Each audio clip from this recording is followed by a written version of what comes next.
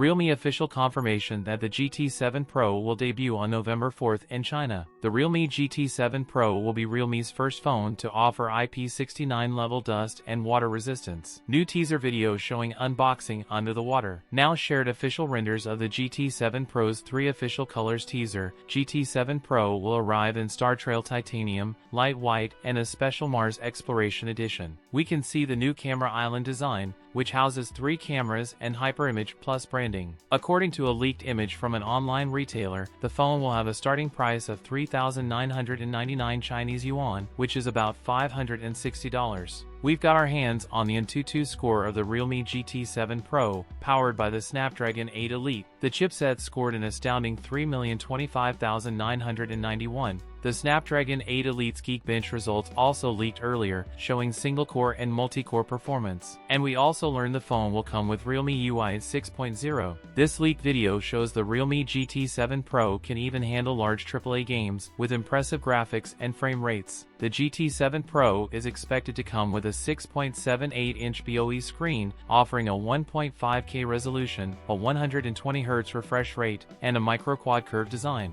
Also, it will be the company's first phone to feature a single-point ultrasonic in-screen fingerprint sensor. The Realme GT7 Pro will be launching with a solid-state camera control button. The Realme GT7 Pro, a 50-megapixel Sony IMX906 main camera, an 8-megapixel ultra-wide-angle lens, and a 50-megapixel Sony IMX882 telephoto shooter, and a 32-megapixel front camera. The Realme GT7 Pro has a massive 6,000 mAh battery with 120W fast charger. That's it for today's video. If you enjoyed it, don't forget to like, comment, and subscribe for more content. Thanks for watching, and I'll see you in the next one.